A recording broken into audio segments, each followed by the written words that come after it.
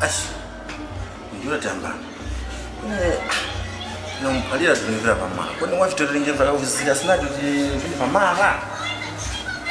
Ruka ina navuka kutifika mtu. Navuka haya. Mfana nguyo na. Ukubadilisha. No, navuka. Kagepo yai bana navuka shite. Na mama na dada wali vuta. Mneke.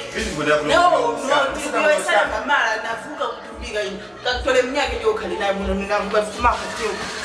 Baby, please. Baby, please, ngokele, baby, please. Ashi mama. Ashi mimi ndio sana hivi kwa mama. So mwana kulekana njani pela, mwana kulekana cha. Ashi. Kwenye Christmas ya ndivyo tuzira pano ili nasekesa tizo Christmas chaka chino tinjo hiyo. Chaka chino ngaza kuti paiza pangaso pachoko. Tutemani kwa ni muje msantono. Kwete kwemba naru. Notukanga na bashaka kwene kukapo ngati chaka cha mara tunachana. Hapo swera mwe mwana pera. Kwene sono ndina pango wasumbana.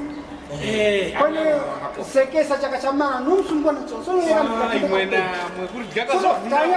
Kanya kitu kuvina. Ndio muyoyenge makora. Muyoyenge makora.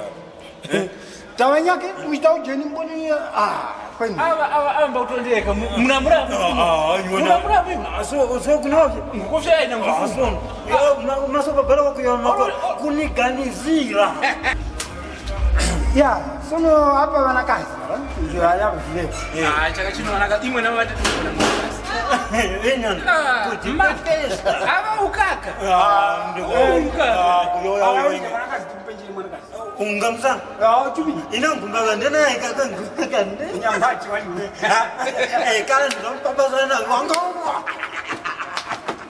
ngena chacha mwende mami chino tinjoye nacho ngachijoye nacho kwete na mweso kwete musange ngana kani kwene mativishi huyu anatika imwe inapa imwe mwana zikakumwe ngomeka mfudeka cha usivona hii kwa ine napika umungu wakachiwa so watikichwa shwa mbwe mwanakazi wapakira mbwina mwanaume wose wajumba hapa ndende kwene kale mwana wakamleka kumenyi ngunu mbapa wizeka kwa wana chingwe maoko so myaka wajika ai wana wene ni mkarapano amba ni baya mama fight ni dead songa limba unga iwe telefona wala kuna leso ili kufukana kufuka fakali ndije waona wakachipulika ine na wasenya chingwe pa kufuka nadi so na kujara kwa wamkakira katundu ndiko sinyaki katundu mwaka sinafanya mkiro mpaka mlina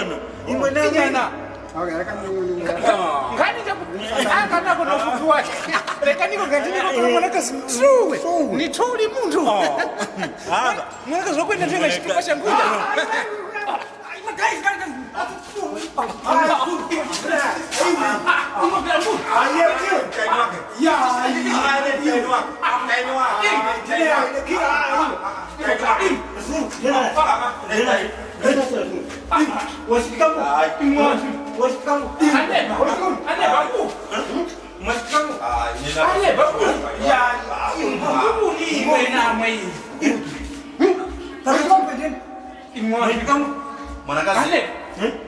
mwanakazi wani hapa tikamba na mairo so tunamyo sananga katazana ngama kwa naona ngati vindu vyeseshi vindu kama omuyani bo useshi watu na vindu vyeseshi kwa auto so ngama kwa tukwa chifua ndivi tulisho mwe na tena ni chikake wako ayo mwe so chingawa chifukwa mwanakazi vanakazi vili limba wako cha njindere no njindere mwanakazi chifuka cha kunga chikakira umusha olo kunanga umoyo wako chifuka cha mwanakazi